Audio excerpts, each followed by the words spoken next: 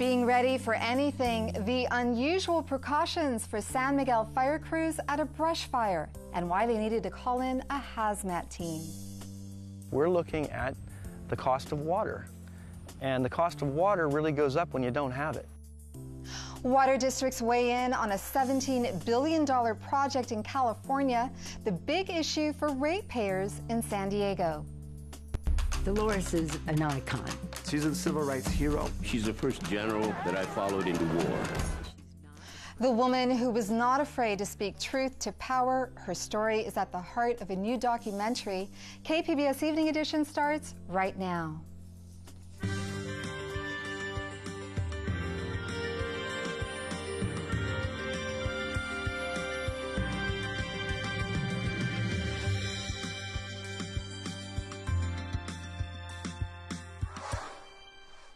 Good evening. Thanks for joining us. I'm Amita Sharma, filling in for Ebony Monet. About a dozen San Diego firefighters are being treated by doctors today after being contaminated by human waste. KPBS reporter Susan Murphy says they're concerned they might have been exposed to hepatitis A. San Miguel firefighters got a call early Sunday morning for a vegetation fire in a Spring Valley canyon. But fire spokesman Stephen Moran says they found much more than just flames. The canyon bottom was covered in homeless encampments. One of our firefighters during the firefight stepped into a bucket of 5-gallon bucket of fecal matter that some of the homeless people had left. The firefighter slipped and fell and injured his back. The others continued dousing the 1-acre blaze. And then later, as we put the fire out and started to do overhaul, we realized that there were large amounts of fecal matter and urine down in the bottom of the canyon that we had been walking through and had sprayed up on us, that had gotten all over the crew's safety gear and hose. So at that point, we contacted county hazmat. The fire crew and most of their gear were decontaminated on the scene, but they had to leave one of their hoses behind. We still have a couple hundred feet down in the bottom of the canyon, because it's in the middle of the feces and urine. San Diego County's hepatitis A outbreak has killed 16 people and sickened more than 400. The majority have been homeless people. The hepatitis A vaccine is not typically given to firefighters, but Moran says they all plan to get a shot this week. He says being a firefighter means being ready for anything. Sometimes you have to think on your feet, because there'll be times as a first responder you'll think, oh, this is just a simple call, and then suddenly something else comes into play. Susan Murphy, KPBS News. The Senate's latest attempt to repeal and replace the Affordable Care Act appears to be dead as a third Republican senator comes out against the Graham-Cassidy health care bill today. The Republican slim majority means they could only afford to lose 2 GOP votes, and Senators John McCain and Ted Cruz had already said they do not support it. Protesters of the bill were forcibly removed from a committee hearing today, chanting "No cuts to Medicaid."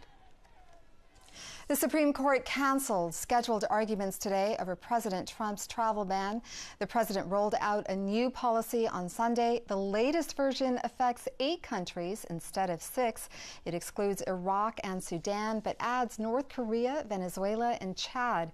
Restrictions remain in place for Iran, Libya, Syria, Yemen, and Somalia.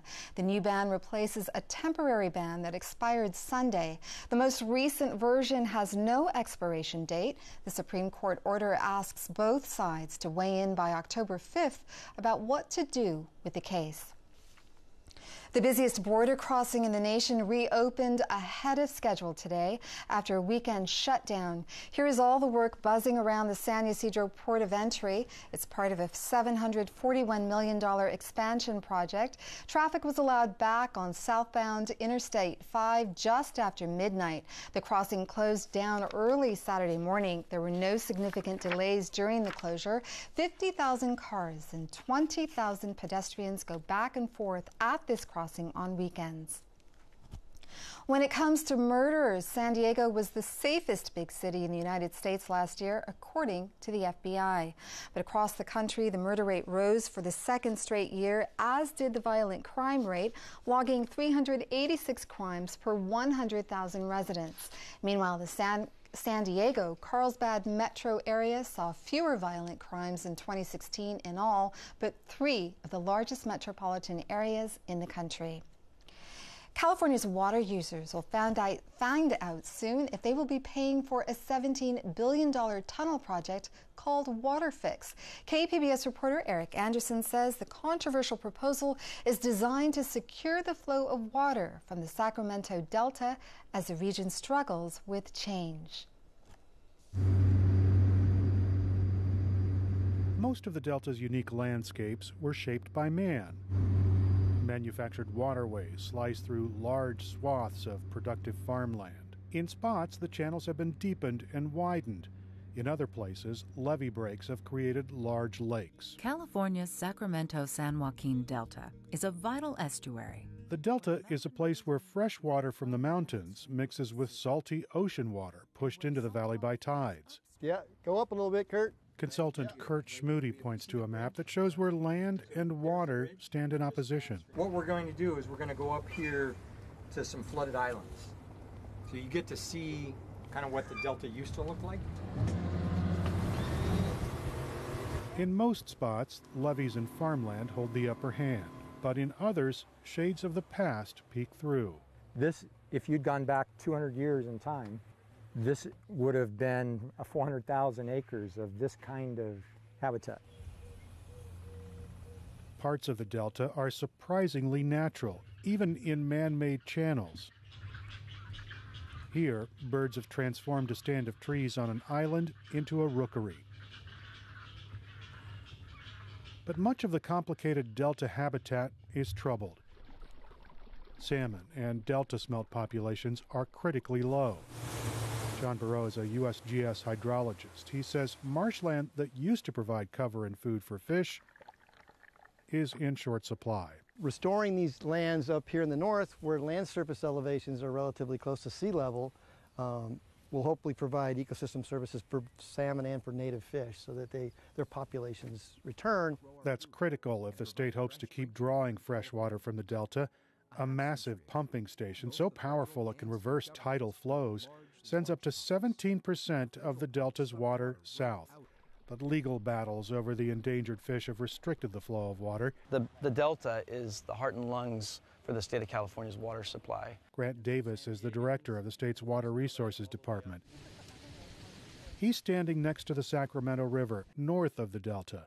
Davis says everyone has a stake in securing the regional water supply. San Diegans and folks in LA all the way up throughout the state rely on this system for a source of their water supply. Not all, but a portion of it. Water managers looking for more certainty spent years developing another delivery system. They propose adding 3 intakes here on the Sacramento River. Twin underground tunnels would carry the fresh water 35 miles to the south, and there the water would flow into the California aqueduct.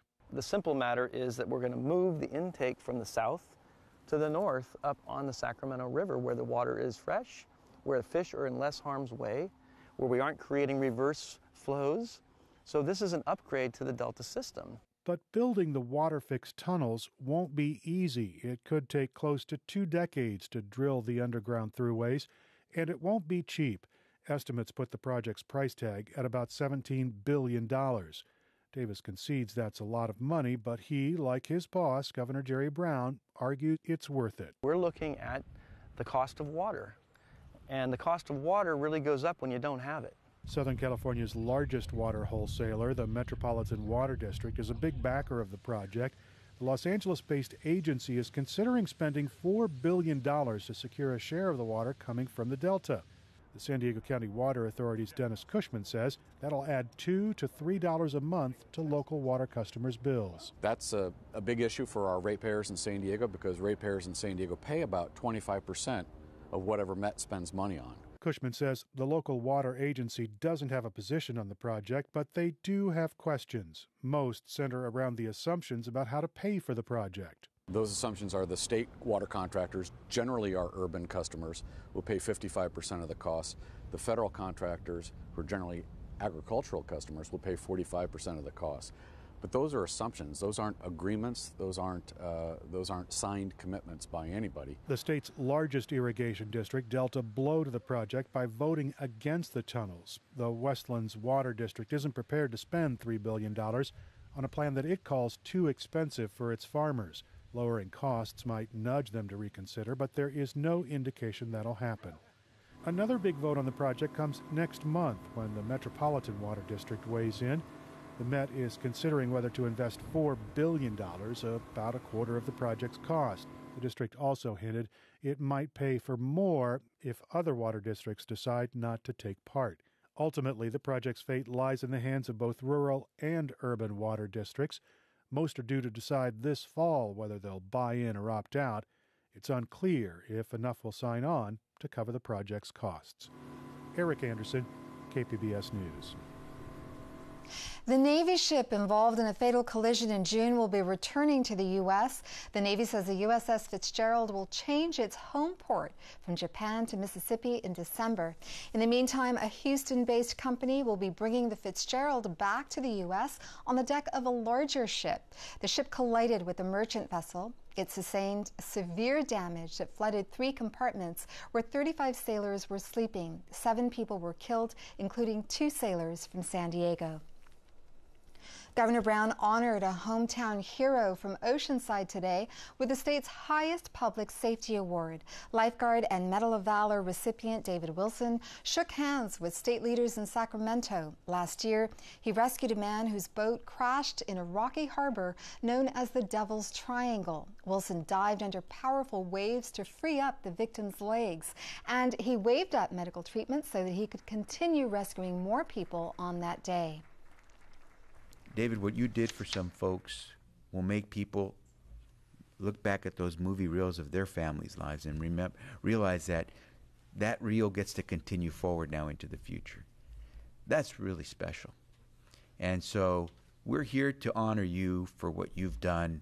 You probably would just say, hey, I was just doing my job. You did more than that. The Attorney General's office receives nominations for Medal of Valor recipients from public safety agencies every year. NFL players took a stand against President Trump by taking a knee this weekend. The president's comments and tweets saying protesting players should be fired sparked a massive show of defiance. AP reporters counted more than 200 NFL players who did not stand during the anthem before their games Sunday. The anthem is different for other people. You know, people say it's unpatriotic, but it's unpatriotic of the president not respecting our rights. Trump said he didn't watch any of the games. He also says his comments had to do with what he calls respect for our country and respect for our flag. This has nothing to do with race. I've never said anything about race. This has nothing to do with race or anything else. This has to do with respect for our country and respect for our flag. 3 teams stayed off the field for the anthems entirely. Other teams locked arms, with some players standing, some kneeling, and some sitting. KPBS is taking a look back this week on a police shooting in El Cajon 1 year ago. It's really sad because it starts all the way back to the 60s. My mother went through it just because she wanted to go to school. She was attacked by German Shepherds, hosed down, beaten by cops. So that's in the 60s. This is 2017, the 20th century basically, and it's still going on today. Tune in Wednesday night on KPBS Evening Edition for special coverage on what's changed and what hasn't 1 year after the death of Alfred Olango. I'm Judy Woodruff. On the next News Hour, the political stakes of health care reform and the week ahead in Washington. That's Politics Monday on the PBS News Hour.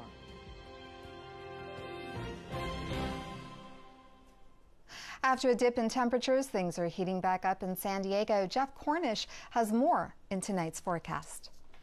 Summer has ended, but as we step deeper into the official fall season here, we're dealing with some warm weather near the coast. It's a little cooler about 100 miles to our north and east, but fire danger is a concern as we move on through the next few days with that active offshore wind, and that's promoting lots of sunshine. The marine layer clouds are not an issue this time around. We are warm near the coast. It's a very nice weather pattern if you'd like to see those temperatures rise a bit and see the sun. But again, we do have concerns about fire danger with the relatively low humidity and that active breeze driving winds offshore. A couple of clouds briefly skirted across the area earlier today, The regional radar and satellite shows not much beyond a few clouds up into the northern part of the Sierra and a lot of moisture across parts of the south central U.S. Not much in the southwestern U.S., though. It is dry. Former tropical storm Pilar in the Pacific side of Mexico has weakened, become a depression, and the moisture tied to that will stay away from us. So we'll go mainly clear tonight, 63 for your low. A pleasant night for us.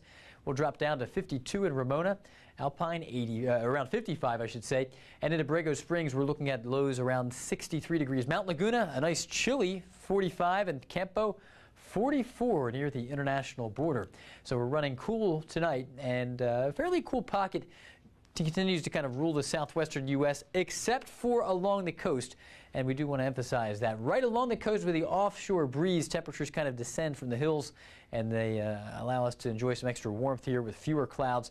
So cool in the interior, but pretty warm near the coast. There we are, 81 degrees in San Diego on your Tuesday afternoon. Lots of sunshine out there. Maybe a few three or four clouds in the sky across some of the higher elevations inland. Alpine around 86. Borrego Springs 95, not terribly hot. We've done far worse. The latter part of this week will remain fairly quiet. In fact, the winds will drop a bit. We're looking forward to that. The coastal forecast, low to mid-80s. Lots of sunshine every day. Inland areas, low to mid-90s. A great deal of sunshine. Into the mountains, mid-70s after a cool start to the week. Still a lot of sun. And then into the deserts, we may hit 100 come Saturday with a gradual warming trend. I'm Jeff Cornish, KPBS News. California state officials are criticizing the U.S. Department of Homeland Security for withholding information that Russians tried to break into the state's internet system. Secretary of State Alex Padilla says the DHS informed him last week that Russian cyber entities scanned California's internet system. Scanning is akin to a burglar checking for unlocked doors. In June, cybersecurity officials testified before the DHS that they had notified all states that had their internet security compromised. While we might not have been successfully hacked last year, that doesn't mean that we weren't looked at by somebody. We're being looked at all the time, not just in the election space, but in the banking space, in the utilities space. It's the modern days that we live in. Padilla says the DHS acknowledged that it had failed to contact California and 2 or 3 other states about the security issue. Election experts say they hope the federal government will give states more funds to tighten up their election system security. Special Counsel Robert Mueller is reportedly interested in talking to current and former top White House officials as part of his ongoing investigation into Russia's interference in the 2016 presidential election. President Trump dismisses the probe as a politically motivated witch hunt. NPR White House correspondent Jeff Bennett explains why.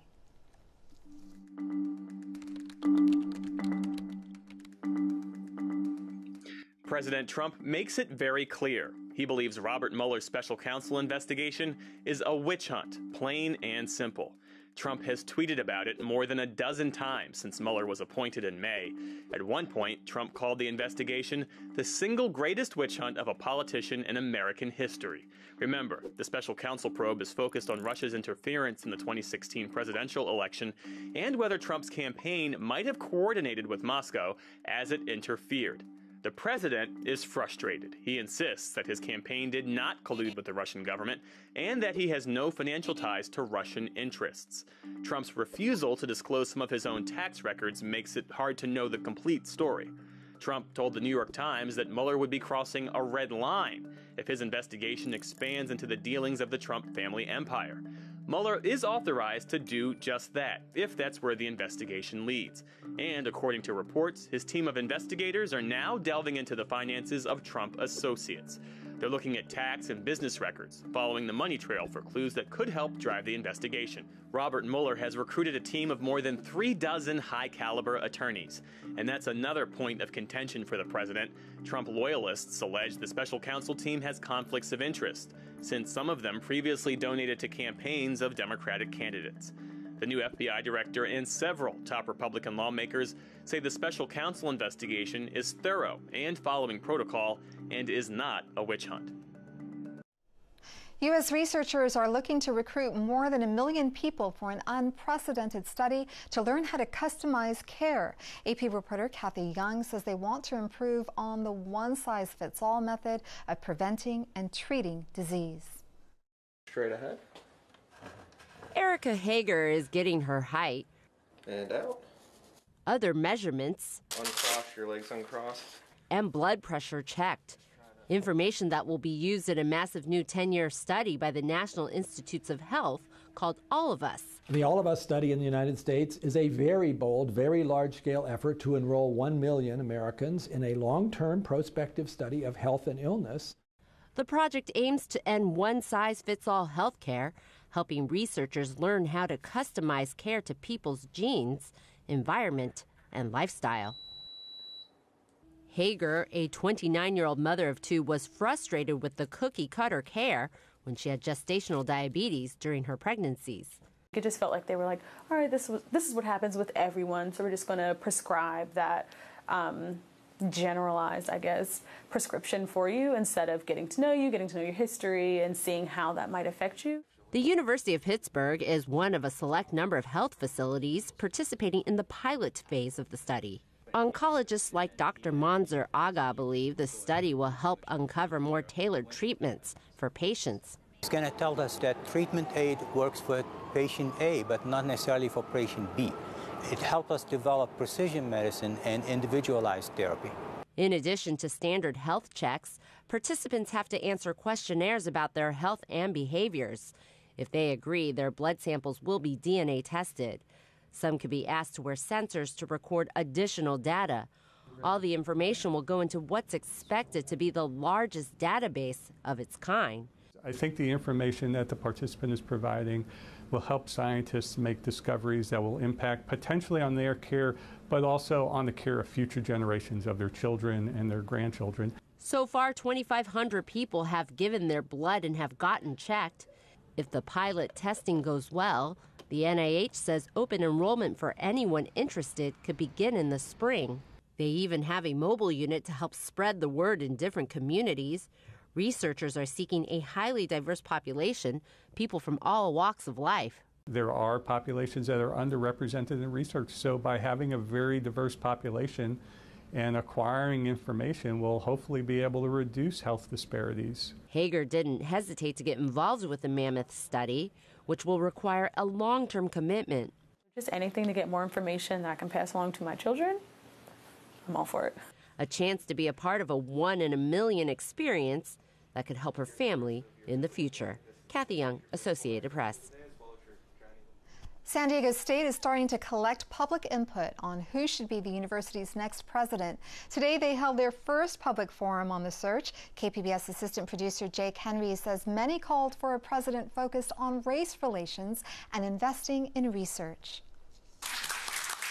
Cheers in the Alumni Center at SDSU after one faculty member challenged former President Elliot Hirschman's track record on tackling racial issues. SDSU has not achieved consistent, sustained progress in Chicano undergraduate student enrollment, Chicano faculty hiring and promotion, the appointment of Chicanos in administration, and Chicano curriculum required for all SDSU students. Velasquez and nearly 100 others shared their opinions with a 20-member committee this afternoon. Concerns range from the school's effort to combat climate change to funding research and fixing the school's infrastructure. Some of the stairs that I walk on going to class, they're crumbling. Some of the buildings, they look like they haven't been renovated since 15 years ago, even older than that. School officials say those worries will be relayed to the school's next president during the hiring process. Members of a special committee will review applications and hold interviews over the next several months. They say students can expect a new president by early next summer. For KPBS, I'm Jake Henry. The woman who helped shape the fight for civil rights in California is now the subject of a new documentary. She's not afraid to speak truth to power. Dolores follows the life and work of Dolores Huerta. She co-founded the United Farm Workers Union with Cesar Chavez in the 1960s.